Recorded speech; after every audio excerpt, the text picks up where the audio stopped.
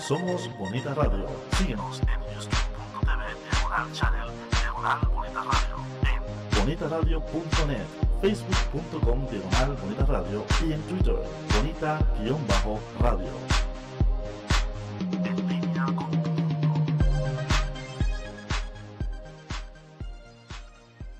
Las expresiones vertidas en el siguiente programa no representan necesariamente la opinión de Bonita Radio. Las opiniones son exclusivas de sus autores. Bienvenidos a Puerto Crítico, un puerto seguro para la crítica, desde el amor y la alegría, desde el compromiso y la solidaridad. Un espacio de análisis y debate donde la ciudad y el pensamiento crítico son protagonistas.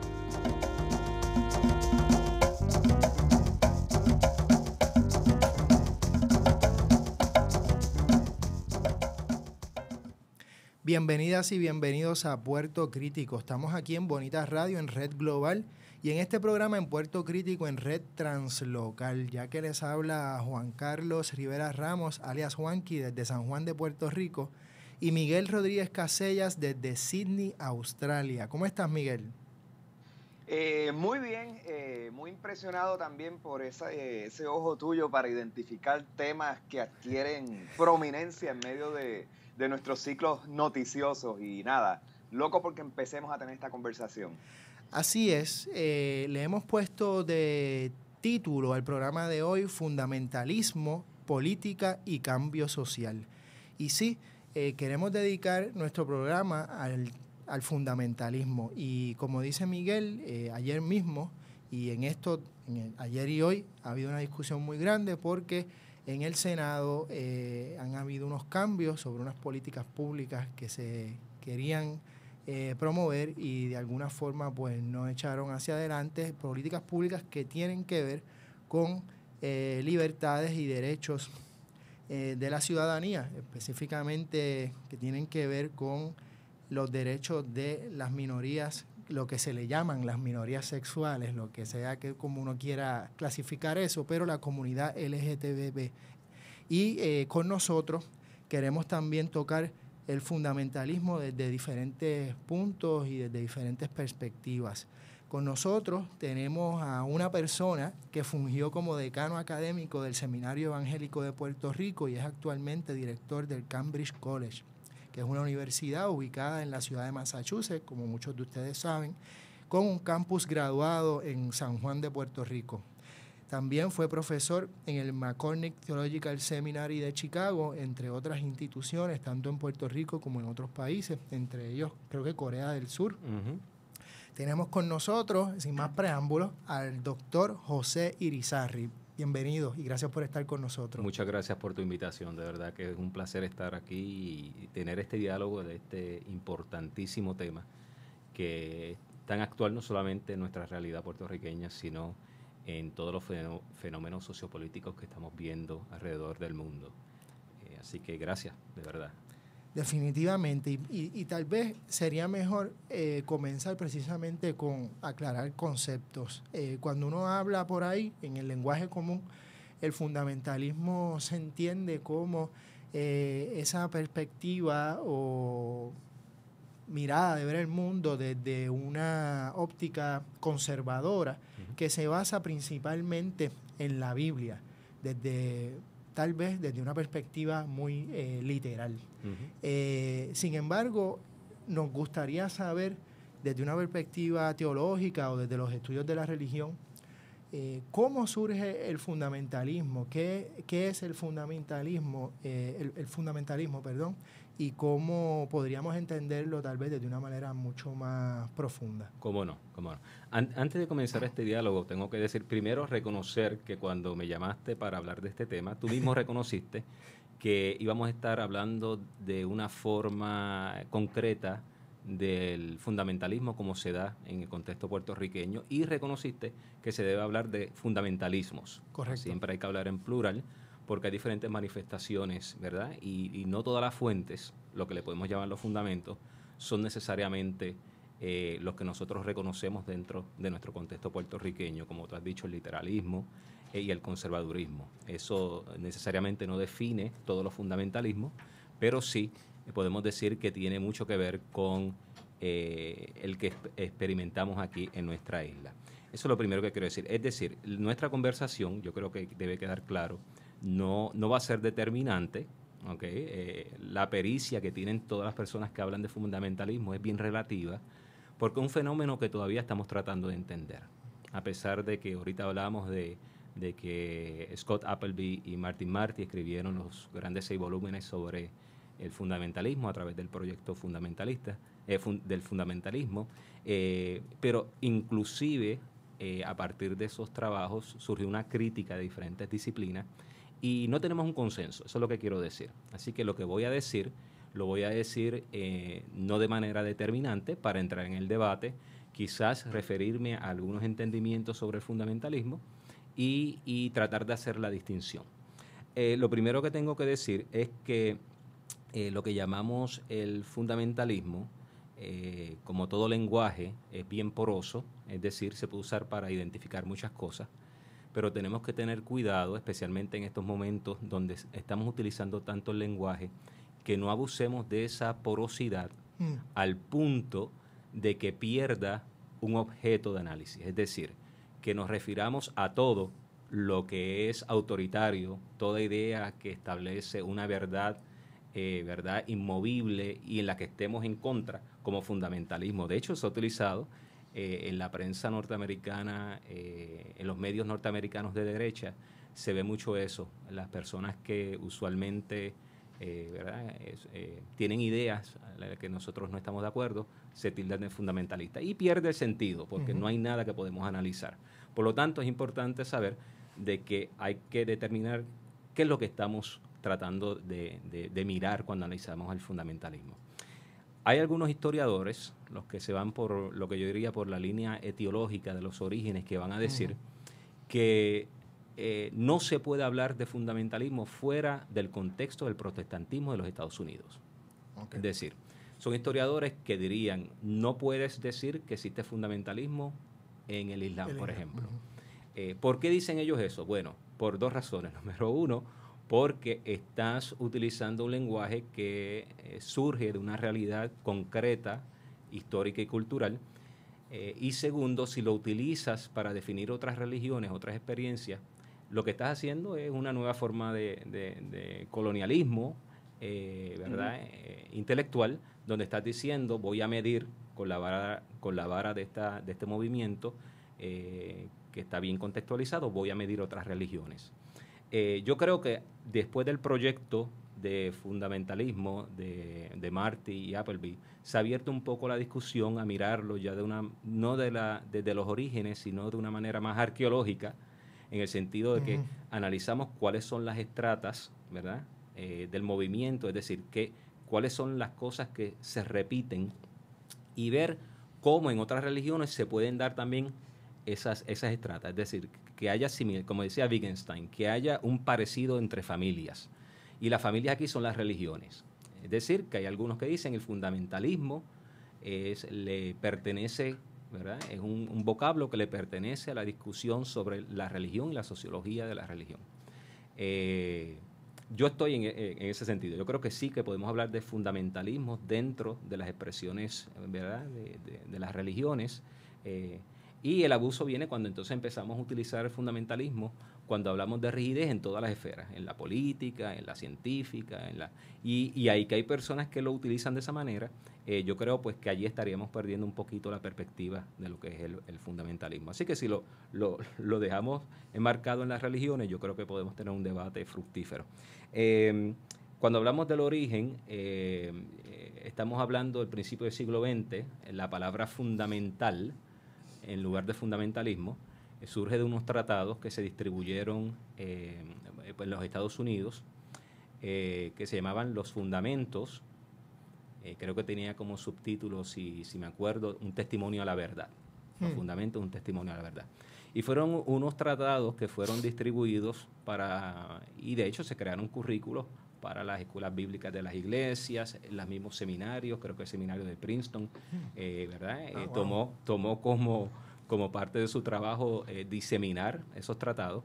Pero lo interesante de esto, que después vamos a traerlo al asunto, es que fueron unos tratados que fueron financiados por unos hermanos, los hermanos Stewart. Te va a sonar como los hermanos Koch, que ahora están muy famosos en los Estados Unidos, que financian ¿verdad? Sí. Los partidos políticos. Pero en este caso, los hermanos Stewart eran unos magnates del petróleo, que eran cristianos y estaban bien preocupados por lo que estaba sucediendo con la modernización de la industria, con la ciencia, y cómo eso estaba teniendo un tipo de injerencia en la manera en que la gente comenzaba a repensar la religión.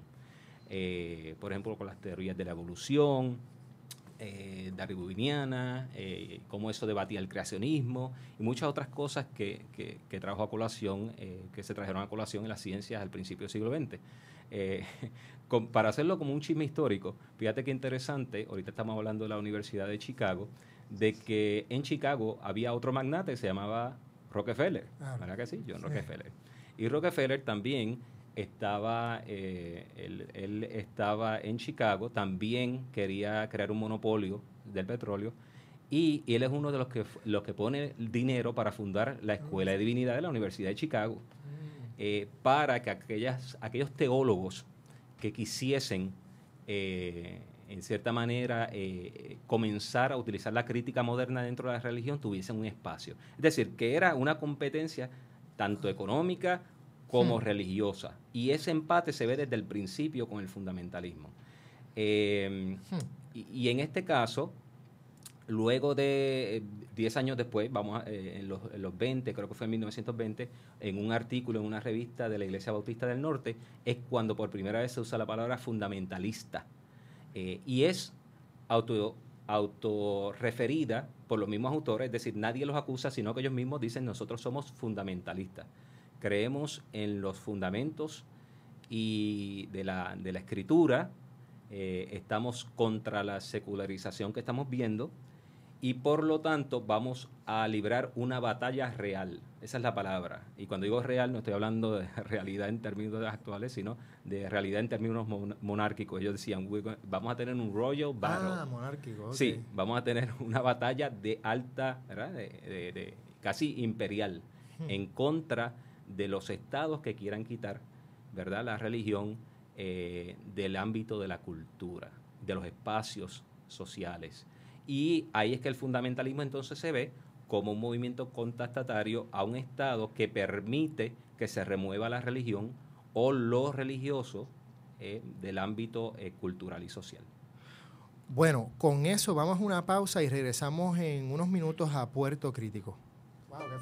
De Letras es un espacio protagonizado por la palabra escrita. Aquí disfrutarás de entrevistas a personas para quienes la palabra es el oficio. Gente que escribe desde sus pasiones, obsesiones, ideas, sueños, realidades y amores. De Letras, todos los jueves a las 6 de la tarde por Bonita Radio, en línea con tu mundo.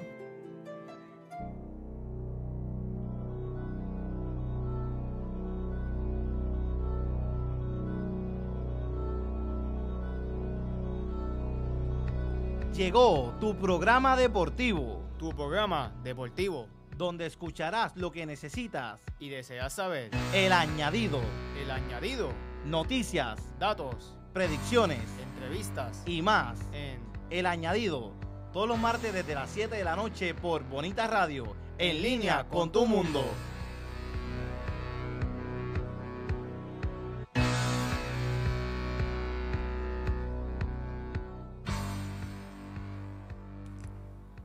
Y regresamos a Puerto Crítico con el doctor José R. Irizarry. Gracias. Hablando precisamente sobre fundamentalismo, o mejor dicho, fundamentalismos. Y Miguel, yo sé que hay una pregunta por ahí que viene, pero tal vez sería bueno incluir unos minutitos más sobre esta discusión, sobre precisamente ese desarrollo del fundamentalismo que está fascinante entre todas estas instituciones.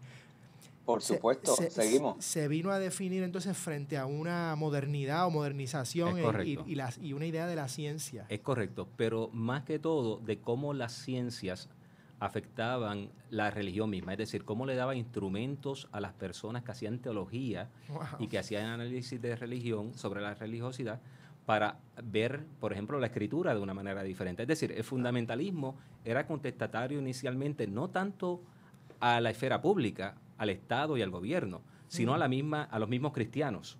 Es decir, era una lucha dentro del mismo cristianismo por aquellos que mantenían la fe y los fundamentos y aquellos dentro de la iglesia que no tenían la fe verdadera. Es decir, y hoy, luego vamos a discutir, me imagino, porque vamos a hablar de los diferentes, ¿verdad?, grupos que hay en las denominaciones cristianas, dentro de las mismas denominaciones, pero en el día de hoy todavía hay un residuo de eso donde, ¿verdad?, el cristiano que no cree en los mismos fundamentos es categorizado como una persona que tiene una fe diferente, una fe no válida. Utilizan diferentes lenguajes, pero lo que te están diciendo es, de verdad, que la fe que esas personas expresan no es genuina.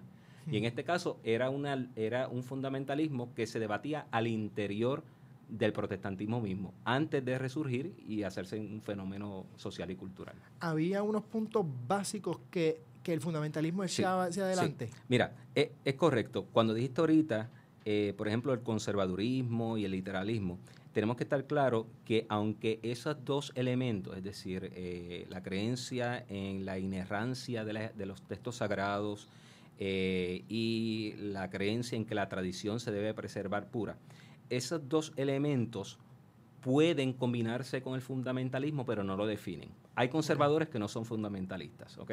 Sí. Como hay literalistas que no son fundamentalistas y hay fundamentalistas que no son literalistas. Por ejemplo, nosotros pensamos que vamos a hablar, aunque no es el tema, hablamos mucho del Islam, ¿verdad? Y del radicalismo del Islam, y decimos que es un fundamentalismo literalista.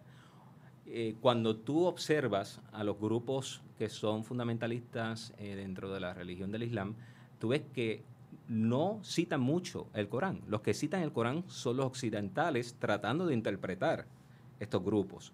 El fundamento no es tanto el texto sagrado como es el etnonacionalismo. Ese es el fundamento, ¿ok? No el texto sagrado. El texto sagrado se lee a partir de ese etnonacionalismo.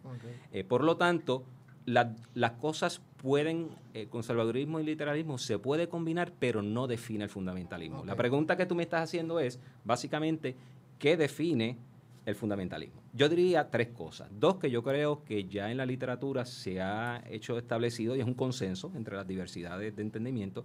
Y uno es que es una, como dijimos ahorita, es una resistencia frontal al secularismo. Es decir, es una percepción de que el cristianismo ha perdido su lugar en el espacio público y muchas veces los fundamentalistas entienden no solamente que se ha relegado a un segundo lugar dentro de la sociedad, sino que se ha eliminado de la sociedad misma, es decir, los han aislado. Por eso el lenguaje que tú escuchas en mucho fundamentalismo, especialmente en los Estados Unidos, es del exilio, somos extranjeros, no estamos aquí.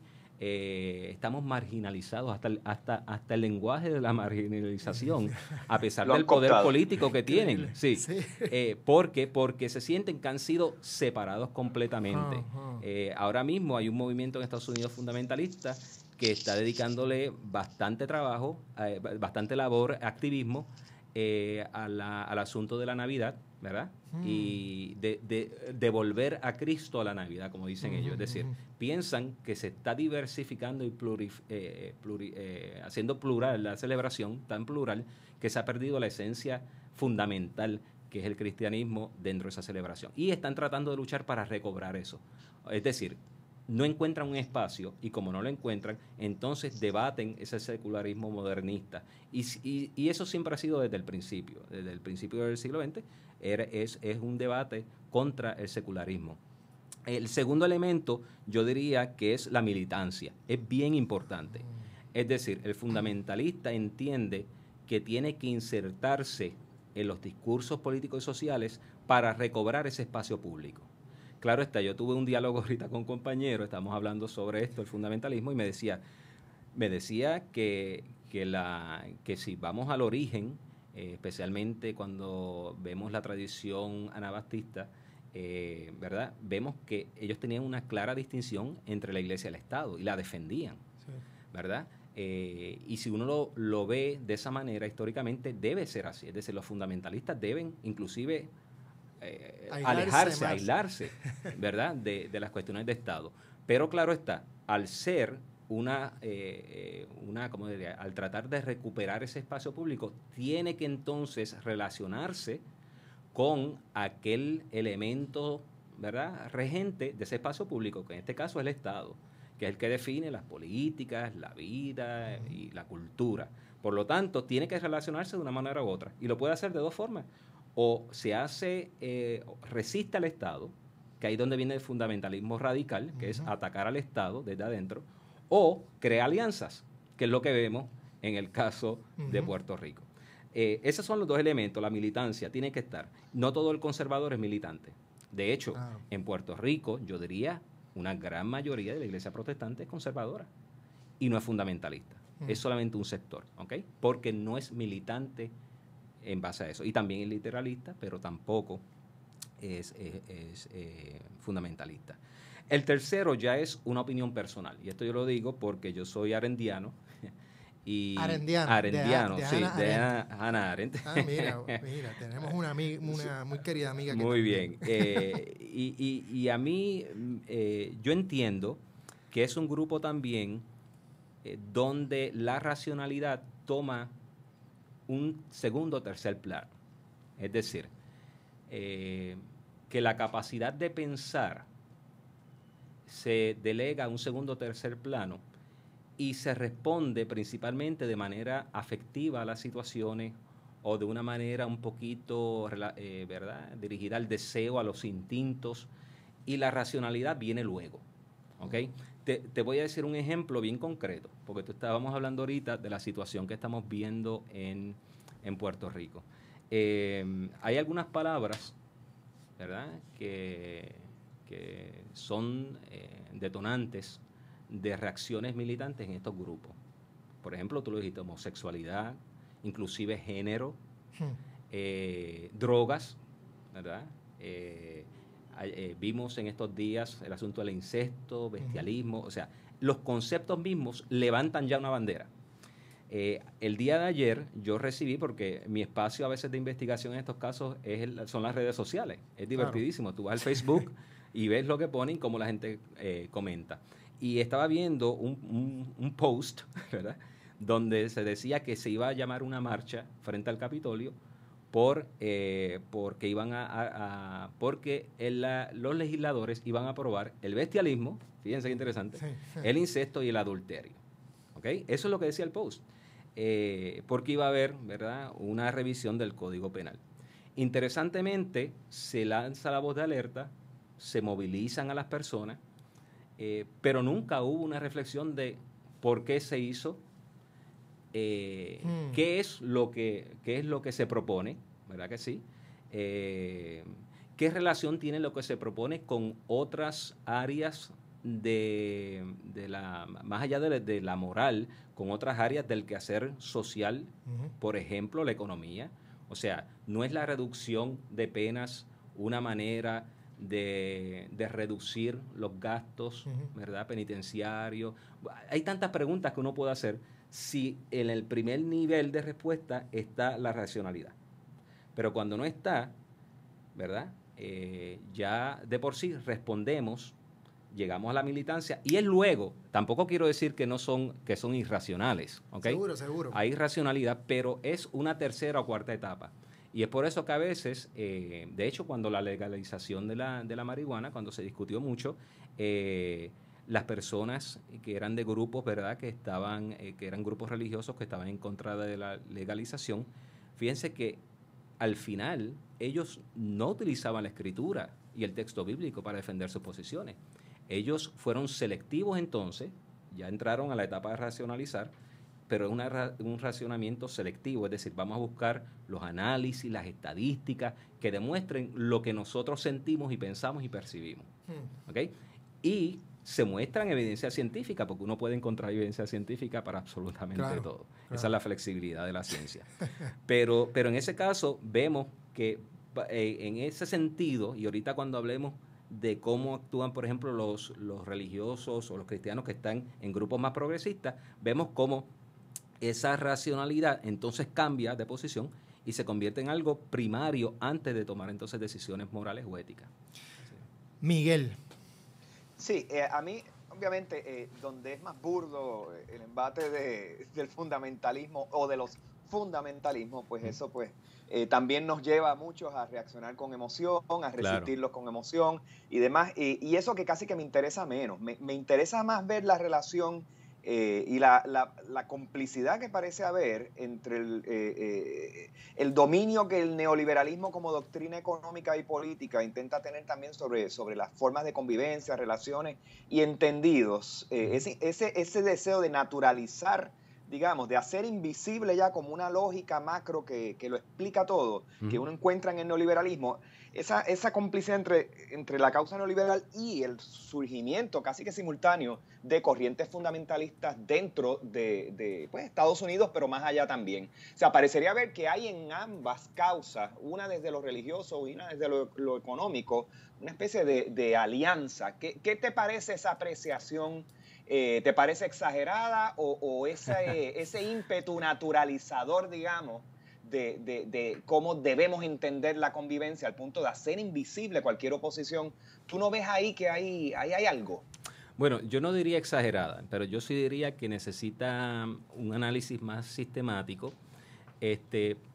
porque desde el punto de vista, por ejemplo, histórico, lo que sí podemos decir que hay una relación, si lo que me estás preguntando es la relación de lo económico y el fundamentalismo, que hay una relación directamente proporcional entre las crisis económicas y el crecimiento de estos tipos de movimientos.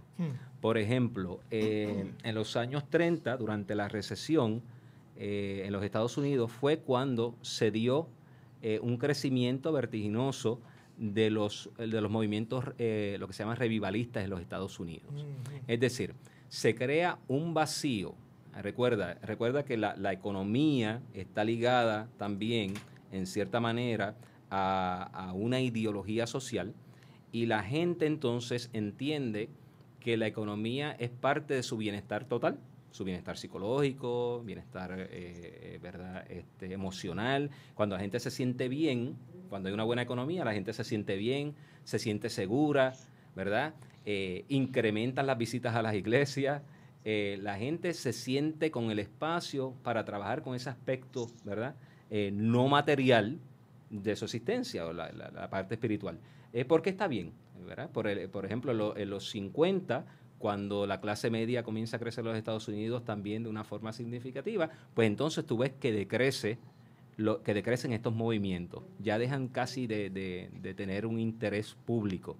Y yo creo que en Puerto Rico, más que en el neoliberalismo, ¿verdad?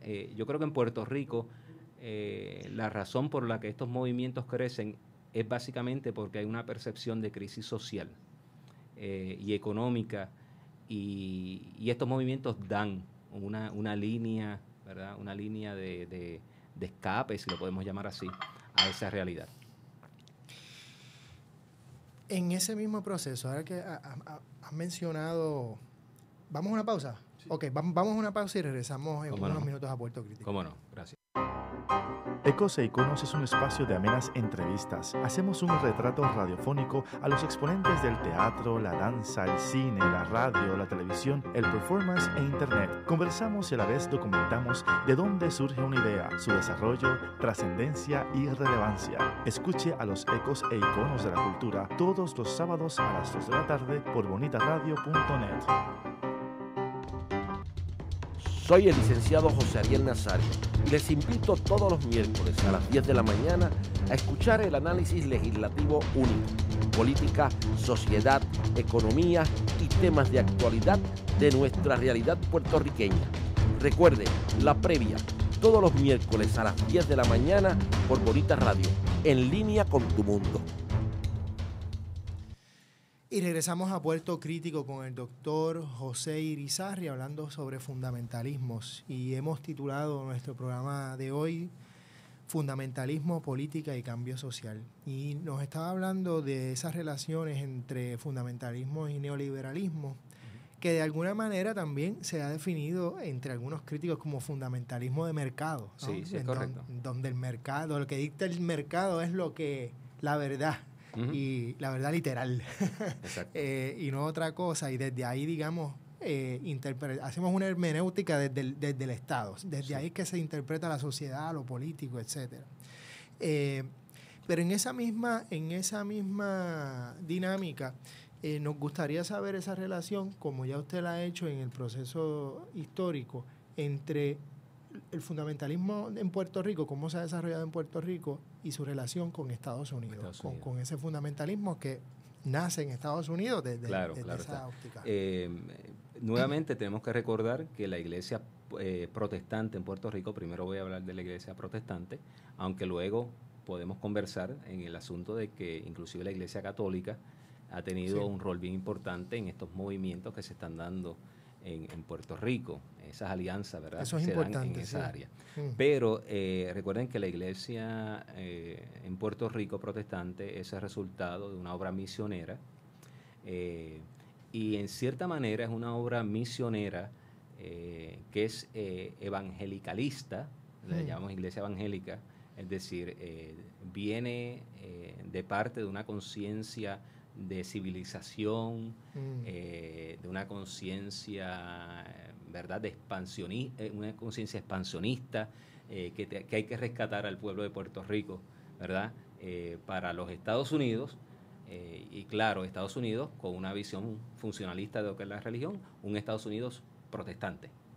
Por lo tanto, lo que tenemos es una iglesia que en cierta manera no le fue legada por este trabajo misionero, con todas las partes positivas que tiene, ¿verdad? Porque hubo mucho trabajo social dentro de ese movimiento misionero, hubo una apertura a la alfabetización a través de la lectura bíblica, o sea, no se puede negar el gran trabajo que se hizo en las misiones, pero sin embargo no se le legó un instrumento para ser críticos de la tradición. Es decir, venimos, te vamos a dar este tipo de religión, esta experiencia, pero tú no eres parte de la tradición, en cierta manera, ¿verdad? Como en cualquier proceso de colonización, queremos que seas como nosotros, pero no eres como nosotros.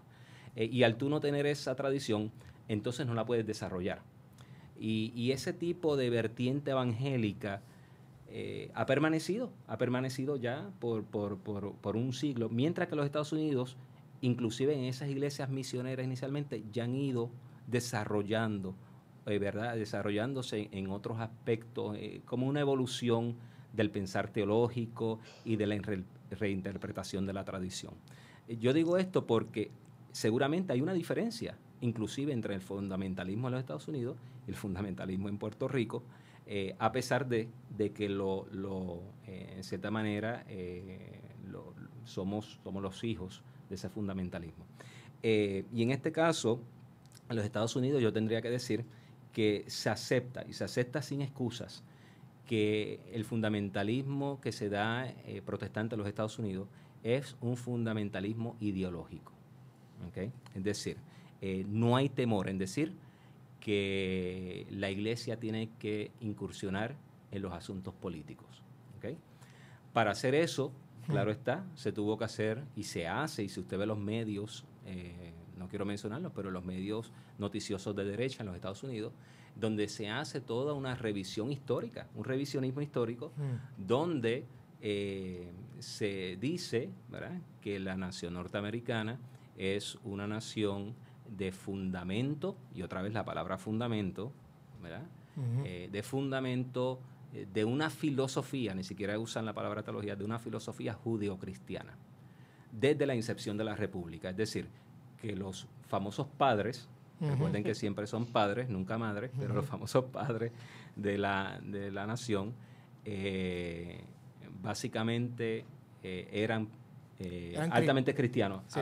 El que fuesen deístas no importa, porque construimos la narrativa a través de un revisionismo para entonces decir de que nosotros ahora podemos hablar de fundamentos en bases ideológicos y podemos incursionar. En Puerto Rico, aunque sí hay un elemento ideológico, va a haber resistencia a aceptar, porque estamos en otra etapa del desarrollo del fundamentalismo, a aceptar que la incursión tiene que ver con política. Y por eso ahí sí podemos hablar del literalismo. En el caso de Puerto Rico, el fundamentalismo entonces, cuando tiene que explicarse a sí mismo, entonces va a retractarse, no a la política, porque no va a decir estamos con los políticos, ¿verdad? Pero se retracta entonces no a una ideología, sino a la escritura, como su forma de pensar. Y la utilizan entonces para ¿verdad? Y la citan para básicamente justificar absolutamente todo lo que piensan. Pero tampoco se puede, pienso yo, y aquí estaría entrando en un área que no es mi pericia, que es el área de la política, pero pienso yo que en el caso de Puerto Rico se le haría difícil a un fundamentalismo trabajar el asunto ideológico puramente, porque la política en Puerto Rico está un poco hibridizada, es decir, los perfiles ideológicos no están claros. Es decir, porque aquí entendemos política como partido. O sea, son organizaciones de gobernanza, ¿verdad? Y entonces, pues en este partido tú no sabes dónde la gente está ideológicamente. O sea, tú no puedes definir un partido aquí como ideológico, porque aquí cuando se mueven, exacto, cuando entonces vienen las alianzas, salen de todos los grupos políticos, salen a compartir alianzas y regresan a sus organismos, ¿verdad? Otra vez, como diría nuestra amiga Hannah Arendt, hace falta una cultura política. A veces hablamos de que tenemos política, necesariamente no tenemos una cultura política, por lo tanto esos fundamentalismos no tienden a ser tan ideológicos como los Estados Unidos. Miguel. Sí, pero se observa que también se nutran del mismo clima de racionalidad que se fomenta. O sea, veo una conexión aquí entre ese tercer aspecto que mencionaba sobre el fundamentalismo y la falta de una cultura política o de una racionalidad política de contenido, donde haya discusiones basadas en criterios que se debaten y demás. Dentro de esa misma preocupación, digamos, te pregunto, ¿existe... O sea, dado que hay una tormenta perfecta donde sectores conservadores, no necesariamente religiosos, se alían con sectores religiosos, llegan a tener fácilmente control de decisiones legislativas, parecerían estar abonando a una especie de Estado que quiere perpetuar la regulación del cuerpo, de las costumbres, de las relaciones y demás.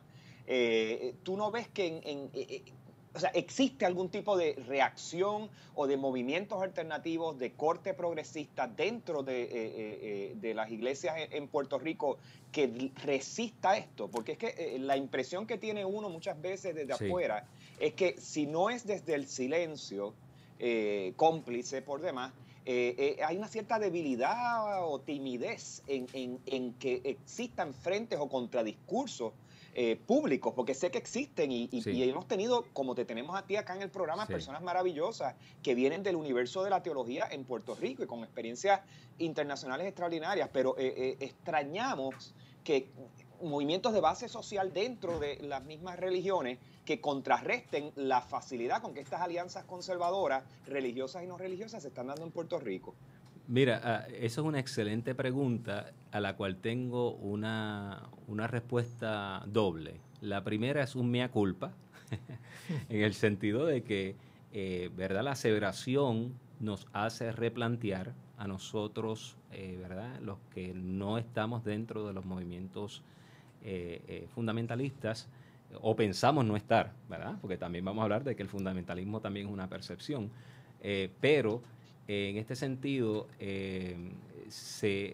no sé, como tú has dicho, no se ha concretizado un movimiento similar dentro del progresismo, dentro de las iglesias protestantes, para entonces contrarrestar o tener, no contrarrestar, sino tener un contraargumento, ¿verdad? Para presentar las diferentes opciones que la religión puede proveer al espacio público y al debate del discurso socio-religioso. Sin embargo, te tengo que decir que sí existen y han existido por mucho tiempo grupos, personas bien comprometidas con tratar de debatir en el espacio público esta otra visión, esta otra narrativa de lo religioso. Pero lo que sucede es que varían, ¿verdad? Su estrategia varía en tono y en plataforma. ¿Ok?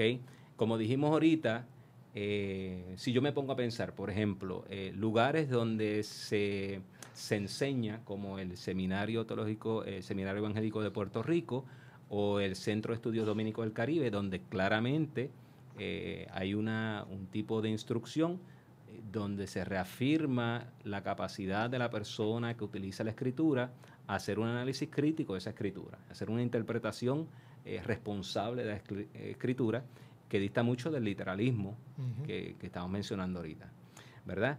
Existen los contextos educativos, existen los contextos eclesiales. Yo he estado en conferencias, por ejemplo, en mi propia iglesia, aquí cerquita, la Iglesia Presbiteriana de Atorrey, donde hemos tenido foros sobre la violencia, sobre género.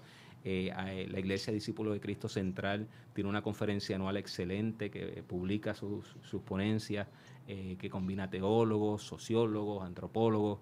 Creo que le llaman las conferencias Gamaliel Ortiz. Está el grupo CLAI, la Conferencia Latinoamericana de Iglesia, tiene aquí un capítulo en Puerto Rico que trabaja con la pastoral de jóvenes, con la pastoral de mujeres, se trabajan en estos asuntos. Sí están los grupos, pero si te fijas, la conversación ocurre siempre en un círculo. El foro es un foro académico.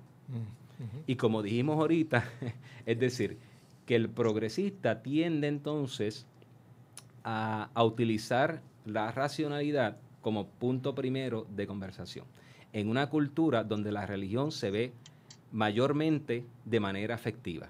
Es decir, mientras tú hables allí de manera académica, vas a tener una audiencia más cerrada.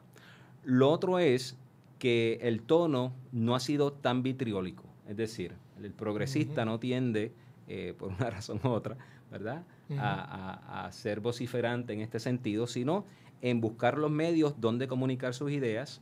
Pero para hacer eso necesita una mediación, y esa mediación la dan básicamente ¿verdad?, los aparatos culturales que tenemos para comunicar a la gente, ya sea los periódicos, ya sean ¿verdad?, los medios noticiosos, pero el valor de entretenimiento de lo que puede decir un progresista no es el mismo que el valor de entretenimiento de una persona, ¿verdad?, que se puede parar en las escalinatas del Capitolio y todo el mundo quiere escuchar y ver, a ver qué dice y cómo se ve. Es decir, lo que quiero decir es que mientras la mediación no sea informática, sino de entretenimiento, los grupos progresistas no van a tener, no va a haber interés en escucharlos tanto, pero podemos seguir hablando de eso. José, es interesante porque mencionaste la palabra académico y Miguel, y en este programa hemos estado reflexionando y a través de las redes sociales, precisamente han habido ya varios debates en el problema, o no digamos el problema, sino las diferentes dificultades dentro de la academia para precisamente crear espacios políticos y expresiones políticas que vayan más allá de, ya digamos, de la Torre de Marfil o como le queramos llamar, ¿no? Que vaya a las esferas públicas, a la esfera pública. Y que si bien, como bien dice, no, la parte de la diversión y del espectáculo no llama la atención, parecería que el momento ha llegado para salir, digamos, y brincar e invadir, si queremos, esos espacios que se entienden como de espectáculo y comenzar a desarrollar un contradiscurso, ¿no? Y pensamos, por ejemplo, en Podemos, ¿no? El grupo en España que está haciendo una fuerza política muy importante y que sí se ha metido precisamente en esos espacios mediáticos que precisamente se pueden entender como de diversión o como de espectáculo, pero que han logrado, digamos, a través de estar ahí, usar tal vez unas estridencias que no se darían en unos espacios más formales, en conferencias académicas, pero que tal vez son necesarias. No sé. Vamos a una pausa y regresamos a Puerto Crítico. Se mira con las manos y se toca con los ojos. Veo. ¿Qué ves? ¿Qué miran las niñas de tus ojos? Color, Forma, vacíos imagen. y texto en Veo. El primer museo virtual lo escucha y lo ve a la 1 de la tarde, sábados alternos por Bonita Radio, en línea con tu mundo.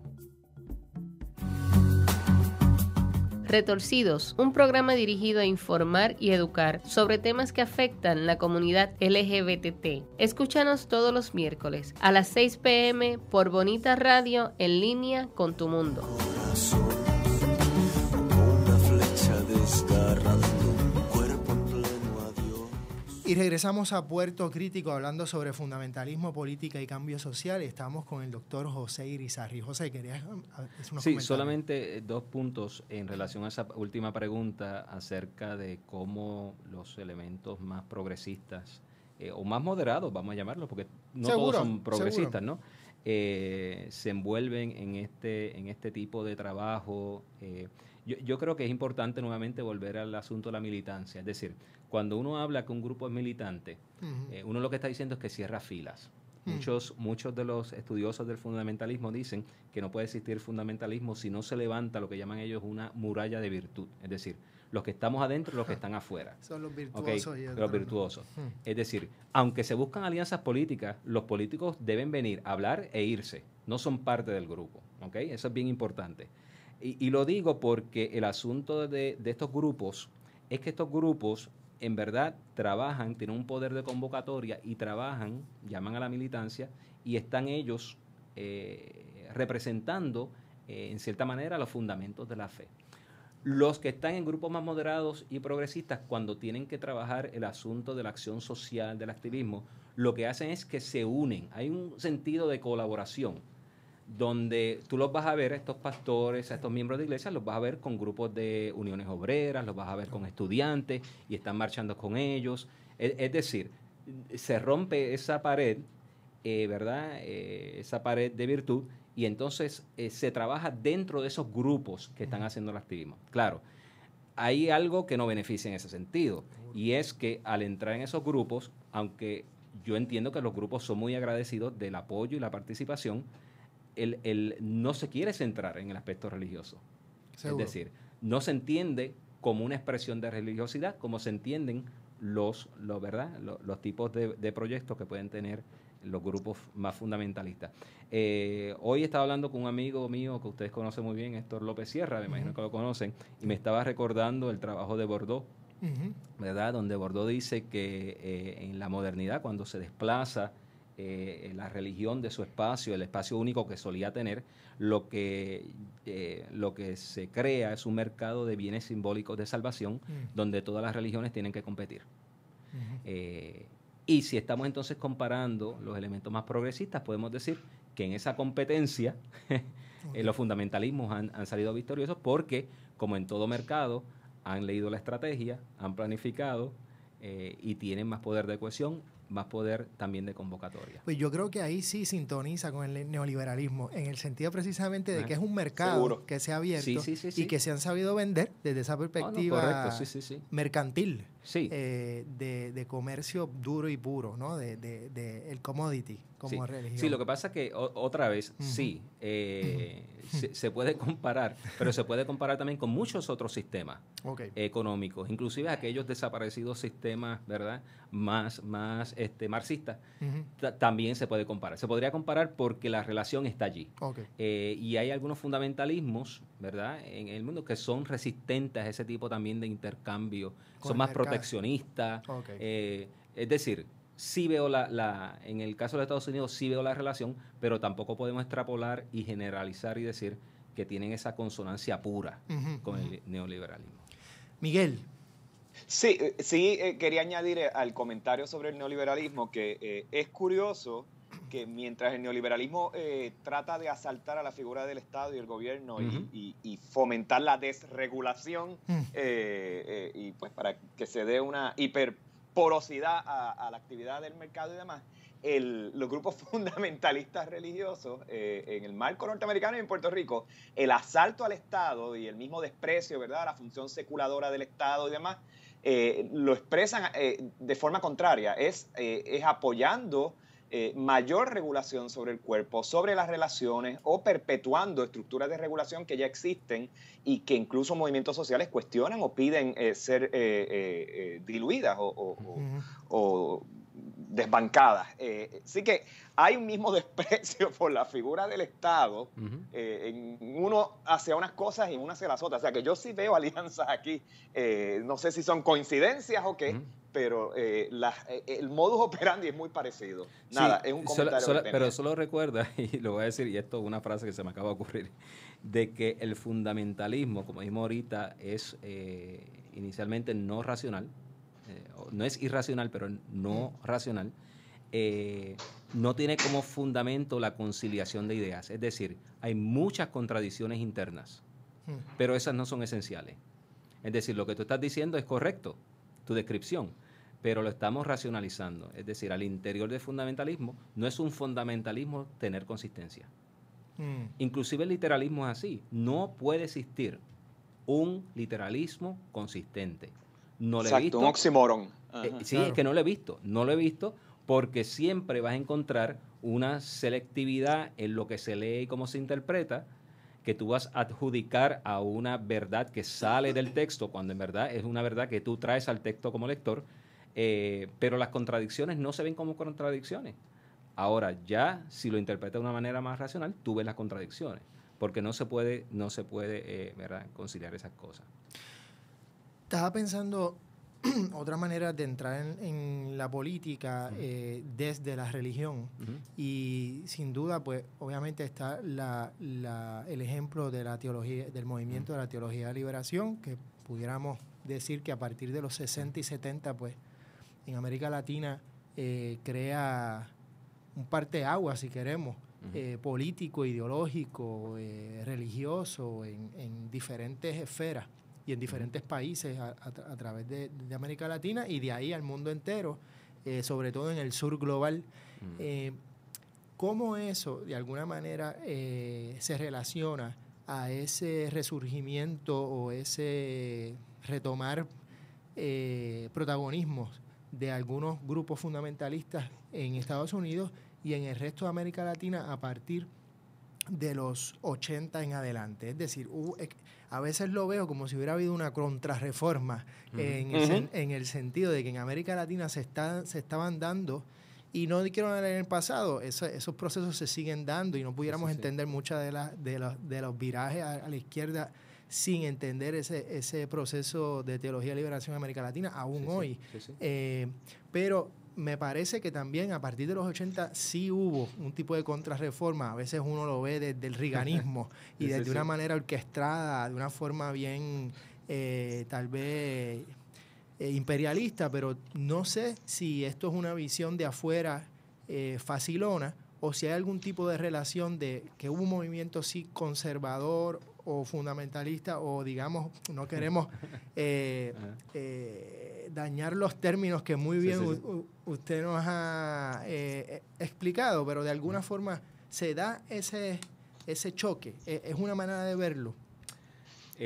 Cuando tú dices, explícame un poco mejor cuando tú dices choque, ¿qué es lo que quieres decir? Bueno, por ejemplo, vemos que dentro de los movimientos cristianos hay un tipo de transformación desde una mirada más progresista, crítica, vamos a llamarle de izquierda si queremos, y que hay, digamos, una contrarreforma, por llamarle así, o una reacción de derecha o conservador y demás, orquestada de manera sistemática para tumbar eso, y que de alguna forma pues también así ha tenido sus éxitos en algunos lugares. Sí, es una pregunta interesante porque nuevamente desde el análisis histórico se puede ver que mucho de la teología de la liberación surge de un análisis de la realidad. No es contestataria, a otra ideología religiosa. Por lo menos metodológicamente es en respuesta a un análisis de la realidad propia del contexto, de la pobreza, de la marginación y de la explotación, que claro, está relacionada a las políticas neoliberalistas y a las políticas de los Estados Unidos económicas, pero que parten en verdad de esa realidad, no necesariamente con intención de ser el otro elemento, la otra cara del espejo de un movimiento más conservador en los Estados Unidos. Pero claro está, una vez se desarrolla, sí se puede utilizar. Entonces los grupos que utilizan la teología, entonces sí, crean movimientos de activismo, tanto de una parte como de otra, que sí son, como quien dice, son alternativas dentro de la religión, y no son dos solamente, como dije ahorita, también hay un grupo moderado, que es muy influyente, que decide muchas veces cómo la iglesia va a estar tratando los asuntos doctrinales y teológicos, cuándo detiene los asuntos, ¿verdad? Por ejemplo, las conversaciones sobre la homosexualidad en muchas de las denominaciones no han sido detenidas por los más conservadores, sino por los moderados. Para no crear una división. Exactamente, para no crear un cisma, porque están mirando la cuestión eclesiológica, cuándo es el mejor tiempo para discutirlo, etcétera, etcétera. Así que, en ese sentido, sí se pueden ver como dos grupos que en el espacio público sí crean dos tipos de alternativas de cómo vivir la fe y cómo vivir la fe dentro del contexto social, y de expresar el componente político de la religión, porque ahorita tú dijiste cómo la religión entra a la política. La religión es política en sí misma. Claro, sin duda. Es política y tiene una tradición profética antiquísima que le da ya, desde una base doctrinal, el mandato a levantar conciencia y a levantar su voz en cuanto a la injusticia y en cuanto a las situaciones que denigran al ser humano y a la creación. Así que en ese sentido, eso siempre ha estado allí, pero se interpreta de manera diferente, y en esa interpretación donde se solidifican cuáles son los fundamentos que dirigen esa acción social. Porque el fundamentalismo en sí mismo, al incorporarse a la esfera pública, ve su agencia como agencia social, como agenda social. Aunque nosotros critiquemos la forma en que se da, seguro, pero es una agenda social, es una agencia social también. De acuerdo. Miguel, ¿algún último comentario? Sí, rapidito, nada. Creo que el área de malestar que todavía me queda, y lo digo a un nivel personal, y creo que hablo a nombre de muchas otras personas que observamos la religión con cierta suspicacia, es que hay una coincidencia y un peligro enorme en toda esta cosa de intentar naturalizar unas formas de vivir y de entender el mundo. O sea, yo entiendo la raíz del proselitismo religioso, entiendo y respeto los intentos de racionalizar las cosas más allá de simplemente insistir en el dogma, pero veo unas coyunturas muy parecidas, unas coincidencias con las formas en que el capitalismo también reproduce unas lógicas y las intenta presentar como la razón natural de las cosas, al punto de que se invisibiliza toda oposición o queda relegada al marco de la aberración, la anomalía. Eso me preocupa. Quisiera ver un discurso religioso poroso y quizás más inseguro, más cómodo en la duda y menos insistente en una verdad natural, que quizás es el área donde más diferencia puedo expresar. Sí. No, y estoy de acuerdo contigo, me encantó esa frase, la voy a anotar, más cómodo en su duda. Yo creo que allí es que partimos nosotros los que somos educadores dentro del campo de la teología, ¿verdad? Se nos enseñó a entender la teología como el acto no de responder a preguntas, sino de levantar preguntas. Y como tú dices, de estar cómodo en la duda. Es parte inclusive de la definición de la fe. Sin embargo, cuando tú dices naturalizar las formas, ¿verdad? Naturalizar las formas en que entendemos el mundo, y yo estoy de acuerdo contigo, la religión tiene esa función, pero también tenemos que ver que hay muchos otros discursos sociales que también naturalizan de la misma manera. La ciencia también ha sido aliada del capitalismo, como lo ha sido la religión. Así que se trata de un proyecto... Estamos de acuerdo. Se trata de un proyecto, yo diría, crítico amplio, que requiere un diálogo interdisciplinario y un diálogo entre estas distintas esferas si en verdad queremos ser efectivos. Cierto. Bueno, y con eso precisamente estamos en Puerto Crítico, así que cerramos y con ese pensamiento. Muchas gracias, doctor José Irizarry, por estar con nosotros. Ojalá podamos tenerlo nuevamente. ¿Cómo no? Y muchas gracias, Miguel, allá en Sydney. Que tengas un jueves bonito, porque ya es jueves. Y Marcel, gracias como siempre por ser nuestro técnico. Nos vemos la semana que viene. Gracias a ustedes por la invitación. En Puerto Crítico. Hasta luego. Somos Bonita Radio. Síguenos en youtube.tv, Diagonal Channel, Diagonal Bonita Radio, en bonitaradio.net, facebook.com, Diagonal Bonita Radio, y en Twitter, Bonita-Radio.